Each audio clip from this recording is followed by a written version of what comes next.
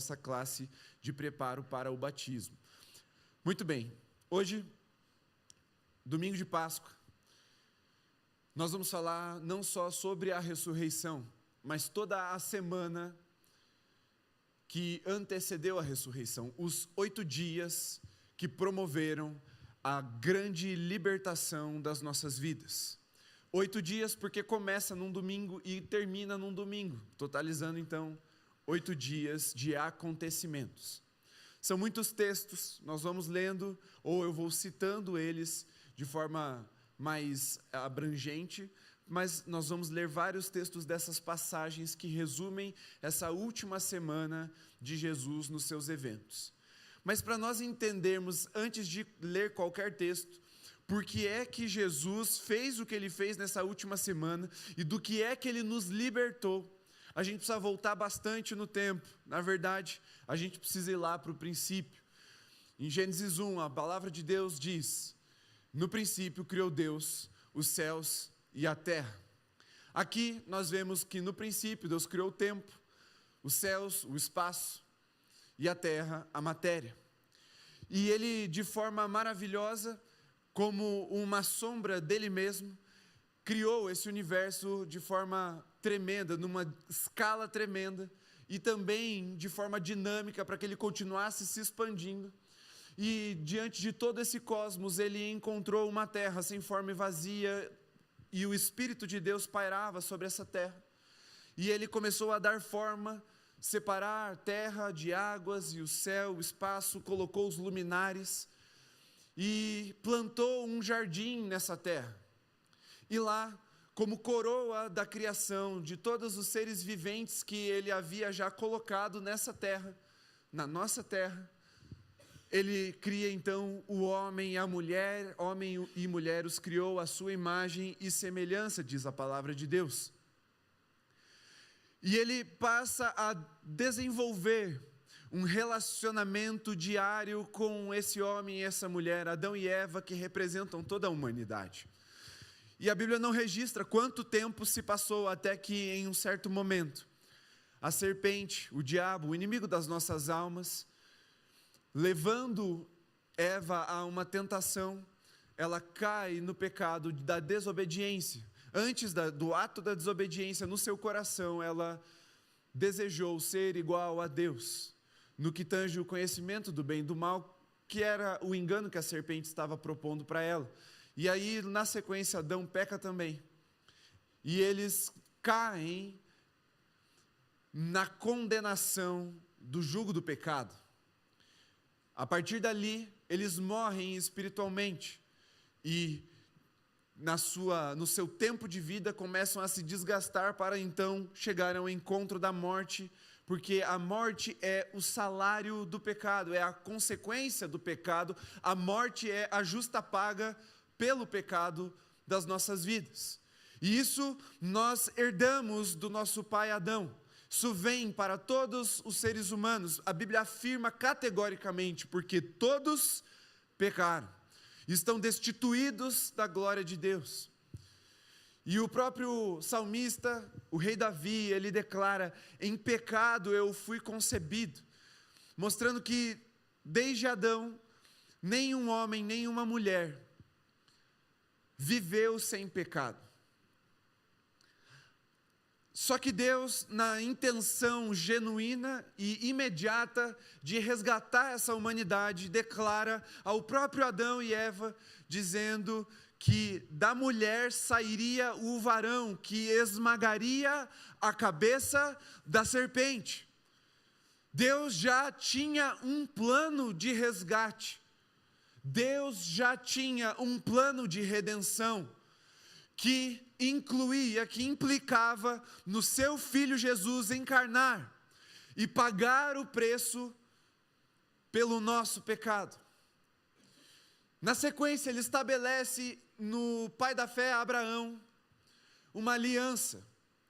E ele revela a sua lei, e na lei e também através dos profetas, ele expressa a sua vontade, o seu coração, mas apesar de ter feito uma aliança eterna com o povo, esse povo não pôde cumprir a sua parte da aliança, ele continuou pecando, e a lei veio para escancarar o pecado. Ela não pode impedir o pecado de acontecer, e ela deixou muito claro que nós, enquanto raça humana, somos incapazes de cumprir a nossa parte da aliança, somos insuficientes para a obediência, porque o pecado não é só o ato, mas ele também se tornou essência na nossa carne, é uma inclinação natural para o pecado que todos nós temos, e olhando para essa condição, e cumprindo a sua própria palavra, Deus então envia o seu Filho Jesus, e o profeta Isaías diz, um menino nos foi dado, Deus envia o seu Filho Jesus para o ventre de uma mulher, cumprindo a sua palavra lá de Gênesis, que do ventre da mulher viria o varão que esmagaria a cabeça da serpente. Então nasce Jesus, não numa condição de majestade, mas numa condição de humildade. Homem encarnado, assumido em figura humana como um servo. E ele se humilhou, sendo obediente até a morte. E não qualquer morte, a morte de cruz. E nessa última semana do seu ministério terreno, que começa no domingo de Ramos, o domingo em que ele tem a sua entrada triunfal em Jerusalém, ele resume a sua libertação para o seu povo. O que é que ele veio fazer em vida? Veja, muitos dizem que o importante é a morte e a ressurreição de Jesus, a vida não conta muito. Não é verdade, a vida conta demais. O ministério de Jesus conta demais para o que ele veio fazer, porque todo o ministério de Jesus é ele cumprindo a nossa parte da aliança, sem pecado nenhum. Ao iniciar o seu ministério, ou pouquinho antes de iniciar o seu ministério público, ele é levado ao deserto pelo Espírito para ser tentado pelo diabo. E em tudo ele foi tentado, mas ele não pecou. Cumprindo a nossa parte da aliança, obedecendo, cumprindo a lei e também os profetas. Não revogando, mas cumprindo. E esse Cristo então entra na semana da consumação desse ministério terreno. E o primeiro texto está lá em Mateus 21, do verso 1 ao 11. O domingo de Ramos, o domingo da entrada triunfal. Quando se aproximavam de Jerusalém e chegaram a Betfagé, ao Monte das Oliveiras, Jesus enviou 2 discípulos, dizendo-lhes, vão até a aldeia que está diante de vocês, e logo encontrarão presa uma jumenta, e com ela um jumentinho. Desprendam e tragam para mim. Pode parar aí. Por que uma jumentinha? Por que Jesus, já na porta de Jerusalém, manda 2 discípulos irem buscarem uma jumentinha? Porque aqui ele está cumprindo mais uma profecia que havia sido feita. E os discípulos encontram a jumentinha lá amarrada do jeito que Jesus falou. E no comando de 2 homens comuns, o dono da jumentinha libera ela para que ela fosse levada ao rei Messias. E Jesus então, depois de terem sido colocadas capas sobre essa jumentinha, ele monta nela e entra na cidade de Jerusalém ovacionado. Porque a expectativa daquele povo é, se o Messias chegou, agora é a nossa hora de brilhar. O Império Romano vai ser destituído da sua influência sobre Israel, e nós governaremos as nações com o Messias no nosso trono.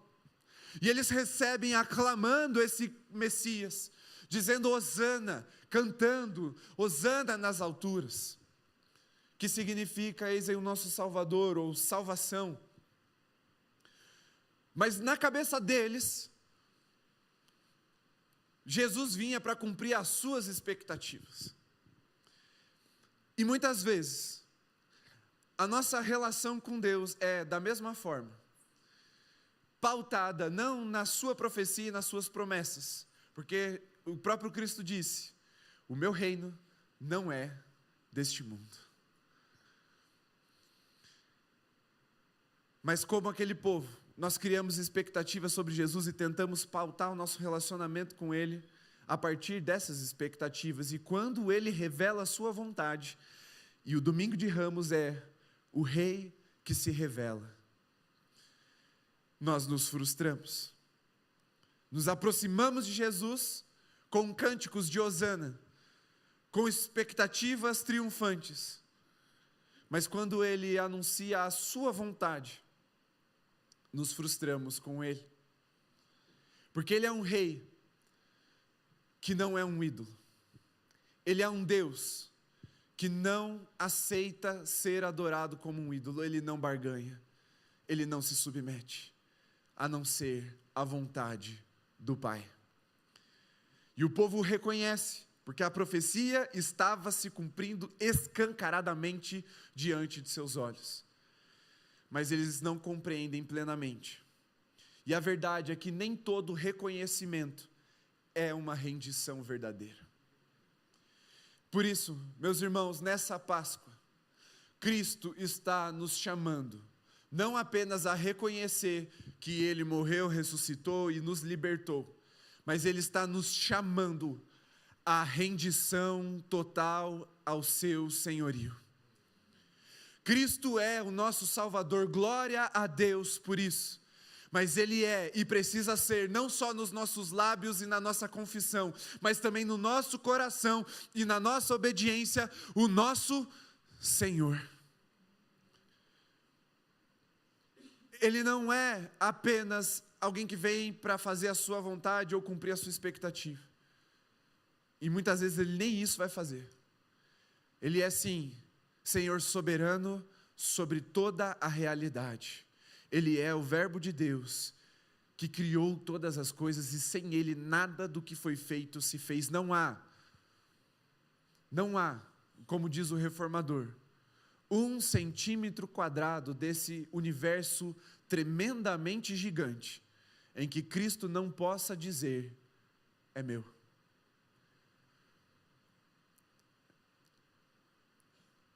Já não há mais nada que não pertença ao nosso Senhor. Mas o convite dele é a rendição voluntária, em amor. Porque ele vem abrindo o caminho novamente para a presença de Deus que nós perdemos com o pecado. Domingo de Ramos, o domingo da revelação, o Rei que se revela.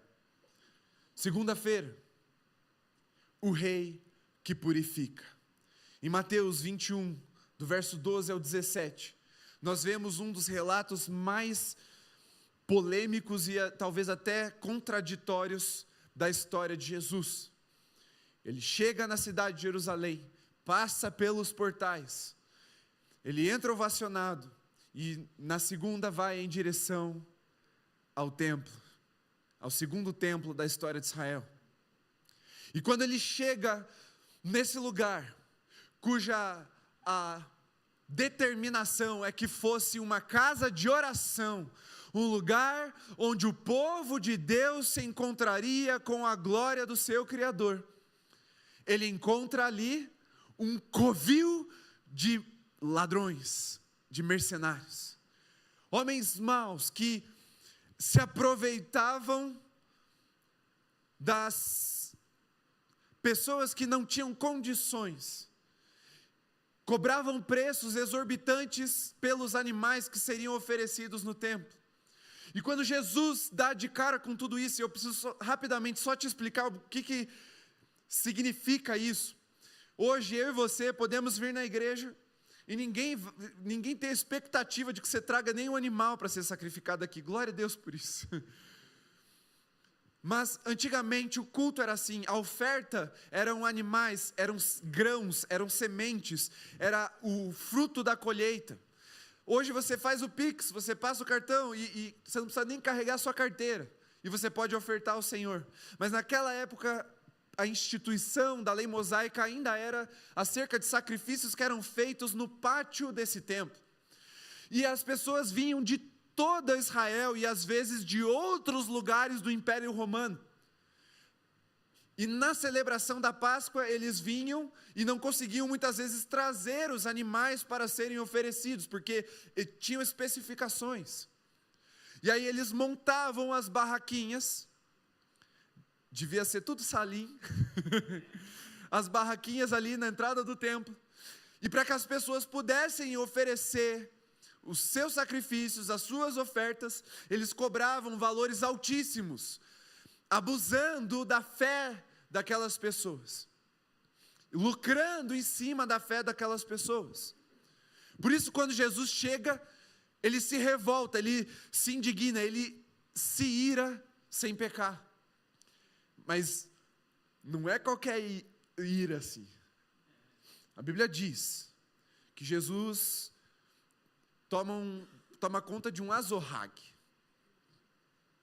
um chicote de castigo, e junto de armado com um azorrague, ele vira as mesas dos cambistas. Segundo dia da Semana Santa, o rei que purifica o templo, mas o rei que purifica o nosso coração. O rei que nos liberta da corrupção espiritual. Cristo Jesus é a oferta perfeita. Está pago. Não tem outro sacrifício que possa ser feito. Não há mais sangue de animal que deva ser derramado por causa dos nossos pecados, porque o sangue do Cordeiro de Deus, que tira o pecado do mundo, foi derramado em nosso lugar. Mas ele confronta a corrupção espiritual do seu povo. Ele denuncia uma religiosidade vazia, uma religiosidade estética, exterior, que não é de coração. E na semana da Páscoa, essa mensagem precisa confrontar os nossos corações para que nós sejamos purificados, para que o lugar de adoração dos nossos corações seja purificado por esse Jesus. Porque se Cristo reina, Ele purifica, Ele limpa. A Páscoa confronta a nossa prática de fé vazia, a nossa prática de fé superficial, a nossa prática de fé que muitas vezes tenta controlar esse Deus verdadeiro. Por isso, na segunda-feira, onde Deus purifica, onde o Rei purifica, a nossa oração deve ser: Senhor, purifica o meu coração de tudo aquilo que não te agrada.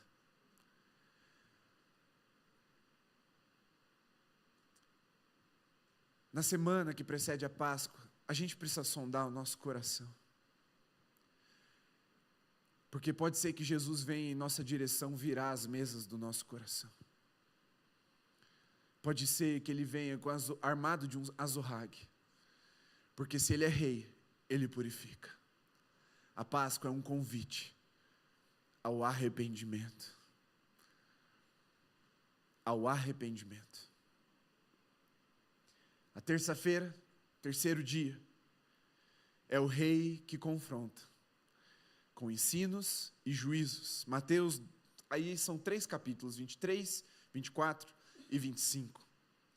Ele confronta os líderes religiosos, ele ensina por parábolas sobre o juízo de Deus, e ele também nos convida a uma vigilância e a uma responsabilidade. Ele está dizendo: eu vou, mas eu volto.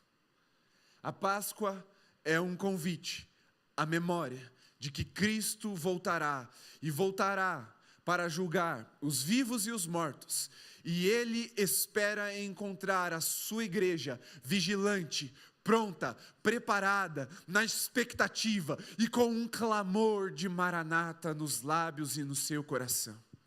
É quando Ele ministra a parábola das 10 virgens, as 5 imprudentes e as 5 prudentes.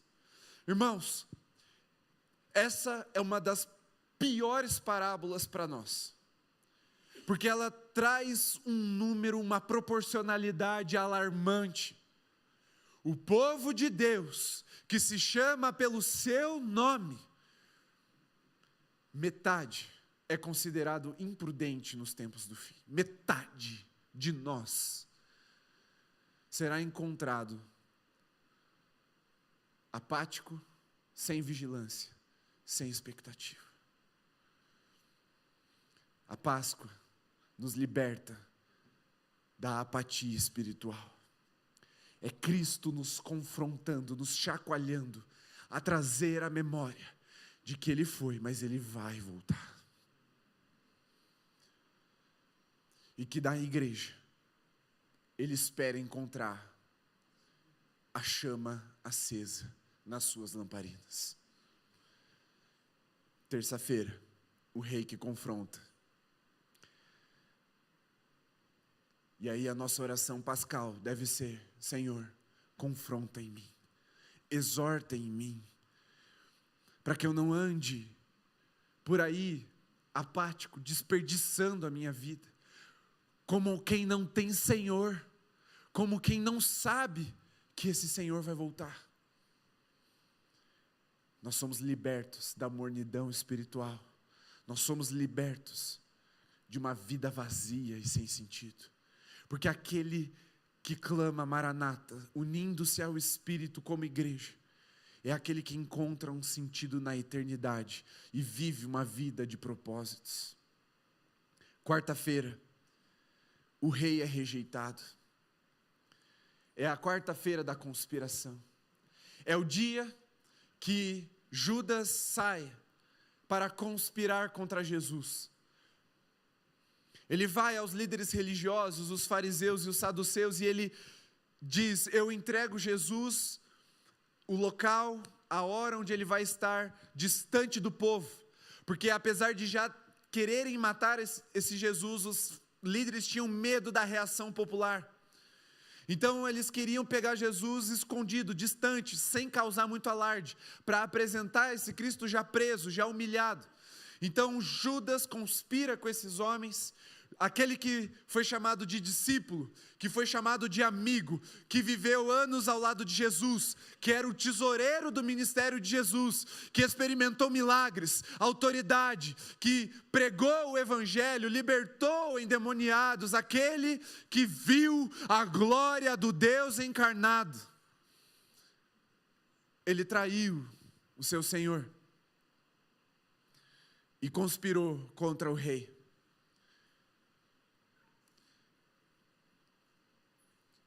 Uma rejeição que a Páscoa nos convida a abandonar de uma vez por todas. A Páscoa é um convite de Jesus à amizade, à intimidade com Ele. Mas para isso, nós precisamos abandonar toda a rejeição no nosso coração a Jesus. E você deve estar se perguntando: mas pastor, eu nem rejeito Jesus. E a pergunta é: será que nós não rejeitamos? Quantas vezes nós não o negamos? Ao negá-lo a quem ainda não o conhece? Quantas vezes nós abrimos mão do nosso posicionamento, da nossa fé, por constrangimento com relação às pessoas que já o odiaram? Quantas vezes eu e você, quantas vezes eu e você já não ferimos o testemunho de Cristo, porque no nosso coração nós o estávamos rejeitando? Mas Cristo veio nos libertar dessa rejeição. Ele nos olha nos olhos, nos beija e nos chama de amigo. Ele nos resgata da nossa vergonha e nos diz: tu me amas? Pastorei as minhas ovelhas. A quinta-feira, aliás, antes de irmos para a quinta, na quarta, a nossa oração deve ser: Senhor, guarda o meu coração dessa traição silenciosa e diária. Irmãos, a Páscoa é um convite para aqueles que estão distantes de Jesus, já o conheceram. Alguns chamam de desviados, outros afastados, outros desigrejados, mas são aqueles que já andaram com Jesus, mas decidiram rejeitá-lo. A Páscoa é um chamado de Cristo, a restauração desse relacionamento. Essa é uma noite de reconciliação com Jesus. A quinta-feira é o rei que se entrega, porque a Bíblia diz: ninguém toma a minha vida, eu mesmo a dou, porque eu tenho autoridade para dar e para reaver.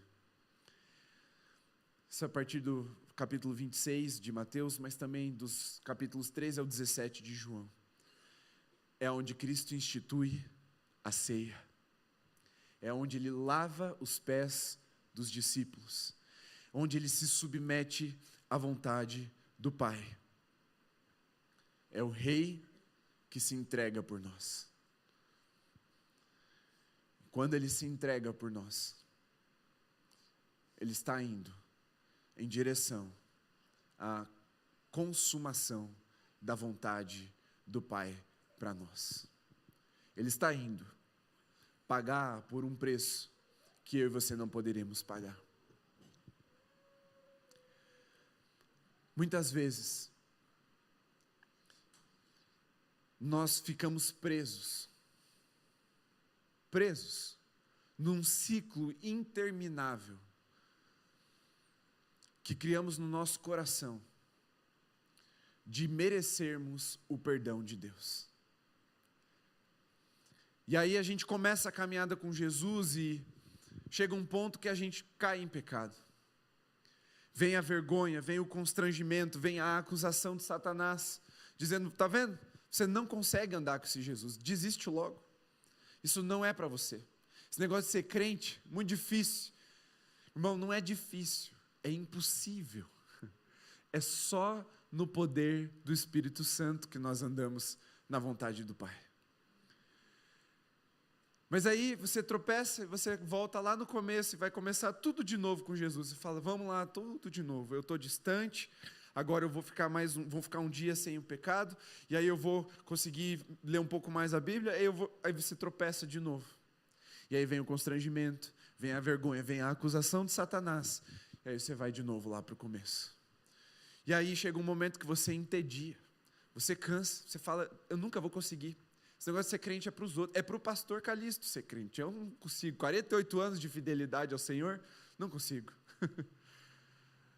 Essa coisa é para o pessoal da intercessão. E aí, Satanás enreda o crente nesse ciclo vicioso de vergonha, constrangimento e uma tentativa frustrada de compensar o seu próprio pecado. Irmão, não tem nada que eu e você possamos fazer para pagar o nosso pecado, nada. Não dá.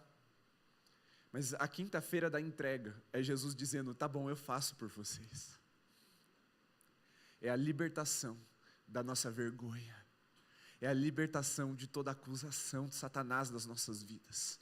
É a libertação do peso, da culpa, do pecado sobre os nossos ombros. Um peso que nos esmaga e nos esmagaria. Porque nós não temos autoridade para dar a nossa vida e para reaver. Mas Ele tinha. E quando Ele morre no nosso lugar, Ele nos liberta da condenação do pecado. Quando Ele se entrega voluntariamente, Ele está nos libertando do peso da vergonha.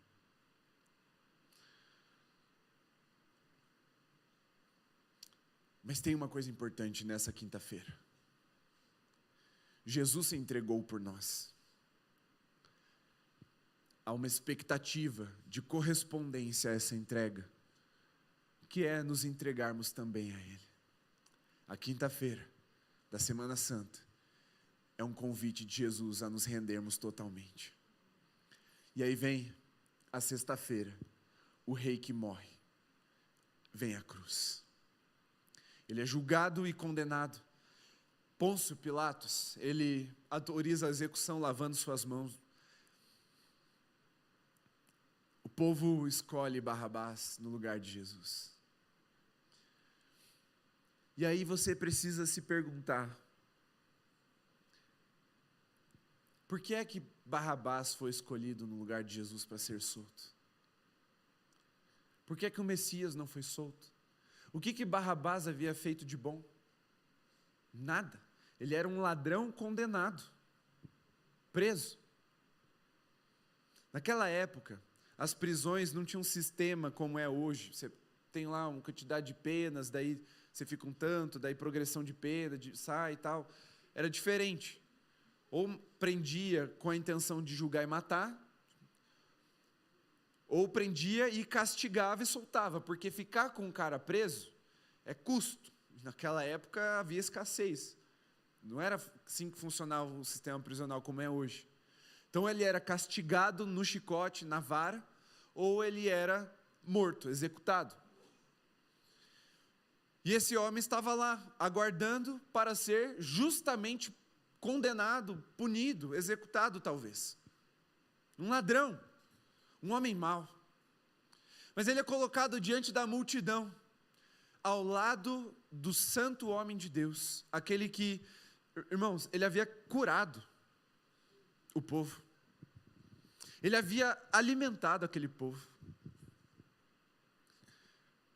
Você consegue imaginar condenar alguém que já te deu de comer? Alguém que já deu uma janta boa para você? Eu não consigo. Aquele que havia pregado a reconciliação entre Deus e os homens, o Evangelho, que inaugurou o reino de Deus nessa terra, do outro lado. E ainda assim, o clamor daquela mesma multidão que o ovacionou foi: solte Barrabás, crucifique Jesus. Pôncio Pilatos ficou atônito. Mas a verdade, meus irmãos, é que nós estávamos personificados em Barrabás. Naquele dia, eu e você fomos escolhidos para viver. Naquele dia, o homem mau, o homem pecador, o homem sem redenção, foi solto, porque o santo homem de Deus tomou o seu lugar. Então ele é crucificado. Morte sacrificial na cruz, no nosso lugar, substitutiva. Era a minha cruz, era a sua cruz, era a sua condenação e a minha condenação eterna. Mas Cristo foi em nosso lugar. E aí ele morre. O véu do templo se rasga, restaurando a intimidade do homem com o seu Criador. Rompendo, ou anulando, na verdade, toda a tentativa humana de se reconectar com Deus. Quando ele quebra a religiosidade vazia e se concretiza aqui nesse véu rasgado, Jesus está fazendo o inverso do que nós chamamos de religião. Religião vem do termo religare, do latim, e religar é do grego, que significa tentativa de se reconectar, ou religar. É o esforço do homem de voltar para Deus, mas não existe esforço humano que conseguisse vencer o pecado e a morte. Toda religião é limitada aos próprios esforços, ela para nela mesma. Mas quando Deus faz o caminho inverso, por meio de Cristo Jesus, o véu se rasga, e agora nós temos livre acesso à presença de Deus. Jesus nos libertou dos nossos esforços vãos. E a cruz não foi uma derrota, foi substituição. Ele não perdeu ali. Ele cumpriu a vontade de Deus e bebeu do cálice da ira do nosso Deus. E a nossa oração deve ser: Senhor, me ajuda a viver em correspondência a esse sacrifício. Se esse sacrifício nos dá livre acesso à presença de Deus em Cristo Jesus, qual é a correspondência a isso? Viver uma vida de intimidade com esse Deus. Viver uma vida com Deus. E aí vem o sábado do silêncio. É o rei em silêncio, o rei deitado, morto, no sepulcro. Mateus 27, do 57 em diante. Jesus é sepultado. O túmulo, ele é selado com uma pedra. Há silêncio e espera. Mas o silêncio de Deus não é ausência. A Páscoa é um convite de Deus para confiarmos nas suas promessas. O sábado do silêncio, ele é angustiante. E muitas vezes nós nos encontramos nesse lugar de angústia. As nossas vidas passam por sábados de silêncio. Parece que Deus não está nos ouvindo, parece que Deus não está presente, parece que Ele está morto, que as nossas orações não estão sendo ouvidas, que é um Deus distante, um Deus indiferente. Mas é um convite de Deus a confiarmos novamente, a estabelecermos uma relação por meio da fé em Cristo Jesus. Porque sem fé é impossível agradar a Deus, porque aqueles que se aproximam de Deus é necessário que tenham fé para crer que Ele exista e de que Ele é galardoador, recompensador daqueles que esperam nele. O sábado do silêncio é uma oportunidade de revelarmos a nossa fé em Cristo Jesus.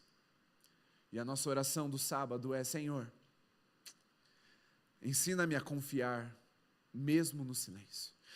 E talvez a sua vida esteja nessa fase hoje. Talvez essa Páscoa de 2026 seja como o sábado do silêncio para você. Você está angustiado. Você está com expectativa. Você espera uma resposta de Deus. E esse silêncio é Jesus te chamando a confiar nas suas promessas. A confiar mesmo que haja silêncio ao seu redor. A confiar de que Ele não perdeu o controle. A confiar de que Ele é Senhor até mesmo sobre a morte. E então vem o dia de hoje, o domingo da ressurreição. Agora sim, o Rei que vence. Mateus 28. O túmulo é encontrado vazio. A vitória sobre a morte é decretada. E o apóstolo Paulo, poeticamente, descreve um sentimento que me vem toda vez que eu leio, canto, oro ou penso na Páscoa. Onde está, ó morte, a sua vitória? Onde está o seu poder? Cristo venceu a morte, ressuscitando dos mortos. A nossa fé está viva. E a nossa esperança é de que esse Rei voltará para nos buscar. Mas Ele não nos desamparou. 50 dias depois, a promessa de Joel se cumpre. E do céu vem um alto som, como de um vento impetuoso, e ele enche o lugar onde os discípulos estavam reunidos. E desce sobre a igreja, o Espírito Santo, o outro Consolador. Ele foi, mas Ele não nos deixou a sós. Ele nos deixou o amado Espírito Santo. E a última palavra não é de Satanás, não é do pecado, tampouco é da morte. A última palavra é do Rei que a venceu. E Ele mesmo diz que todos os inimigos já foram vencidos. E um dia, a morte já não alcançará mais ninguém. Ela será enterrada. E haverá a morte da morte. Esse é o nosso Senhor. É isso que nós estamos celebrando. Meus irmãos, vocês entendem a sublimidade da Páscoa?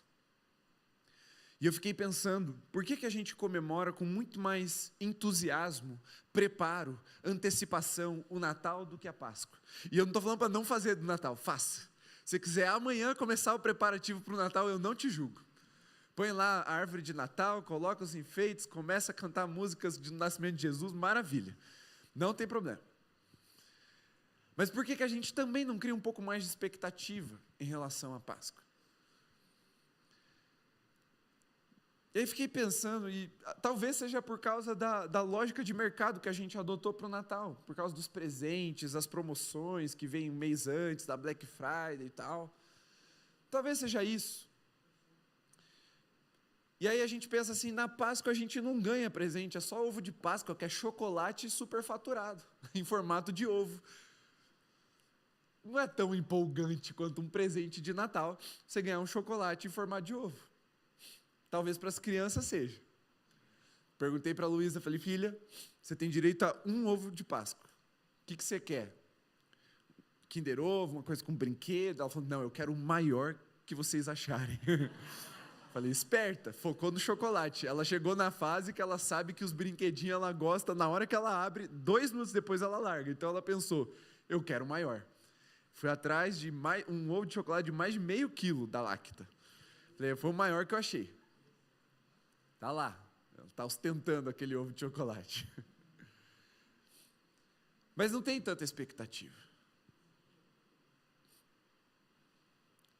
Mas, meus irmãos, a Páscoa foi onde nós ganhamos o maior presente que alguém poderia nos dar. Esse presente é a salvação. Do que a gente vai se lembrar quando formos para a eternidade? Seja para a condenação eterna, seja para a vida eterna ao lado do nosso Deus. Vai ter 2 memórias. Cristo me salvou. E eu, ou aqueles que forem condenados, eu não fui salvo. Não existe presente maior do que o que nós recebemos na Páscoa. Talvez essa falta de reação seja porque a gente não consegue corresponder à altura ao presente que nos foi dado. Talvez seja só incapacidade mesmo. E está tudo bem. Mas se nós olharmos com um pouquinho mais de carinho para esse momento da Páscoa, lembrarmos que essa libertação que acontece na semana da cruz, no domingo ele entra como rei e nos confronta com a verdade. Na segunda que ele nos purifica e nos liberta da religiosidade vazia, glória a Deus por isso. Na terça ele confronta e nos liberta do engano com os seus ensinos e com essa exortação à vigilância. Na quarta ele é rejeitado e revela o pecado do nosso coração, glória a Deus por isso, porque é uma oportunidade de arrependimento. Na quinta ele se entrega e nos ensina sobre rendição, sobre serviço. Na sexta ele morre e nos liberta do pecado e da culpa. No sábado ele silencia e nos ensina a confiar. E no domingo ele ressuscita e nos liberta da morte e de suas consequências. E em João 8,36 está escrito: se pois o Filho vos libertar, verdadeiramente sereis livres. Essa é a nossa Páscoa, essa é a nossa esperança em Cristo Jesus, o nosso Senhor. Aleluia. Deus seja louvado. Mas isso não é a história da Páscoa, esse é o convite da Páscoa, é interativo, é relacional. A obra de Cristo não foi apenas realizada por nós, ela deve ser aplicada, ela deve ser vivida nas nossas vidas. Então a nossa oração final de Páscoa é: Senhor, que a tua obra na cruz e a ressurreição produza verdadeira libertação em nós. Livra-nos do pecado, do medo e da morte e faz-nos viver como pessoas livres. Amém. Amém. Há um anseio por libertação que só pode ser encontrado em Cristo Jesus e na sua obra.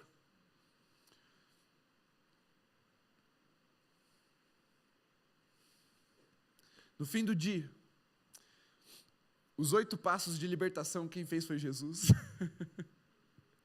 E Ele fez por nós. No fim do dia, no fim da Páscoa, Ele está de braços abertos, pronto para mostrar o testemunho, com as feridas em suas mãos e seus pés, nos chamando para um relacionamento com Deus. Meu irmão, minha irmã, essa mensagem é para você que nunca conheceu Jesus, está perdido até hoje, mas você quer se encontrar com Ele nessa noite. Foi isso que Ele fez por você. Ele te libertou, Ele te deu a vida, Ele morreu no seu lugar. Para você que está distante, a Páscoa vem como um confronto, um chamado, uma exortação, a vigilância, a retornar. Mas pastor, eu traí Jesus, não dá mais. Dá. Porque tem 2 tipos de traidores: aqueles que se afastam e se entregam à morte, e aqueles que ouvem o chamado de Jesus em arrependimento e são redimidos e reconciliados. A Páscoa é um chamado de reconciliação. Mas também é para você que não está nessa condição de perdição nem de distância. É um chamado à celebração. A Páscoa é para ser comemorada, é para ser marcante, é para ser vivida, é para tomar os nossos corações. Ano após ano. Ah, pastor, mas é meio batido, não tem muita novidade. Irmão, não é sobre novidade não, é sobre lembrar mesmo, sobre repetição, sobre repetir até que Ele venha nos buscar. E nós continuaremos celebrando o nome de Jesus e todos os seus feitos. Amém? A igreja pode se colocar em pé, por favor, para nós.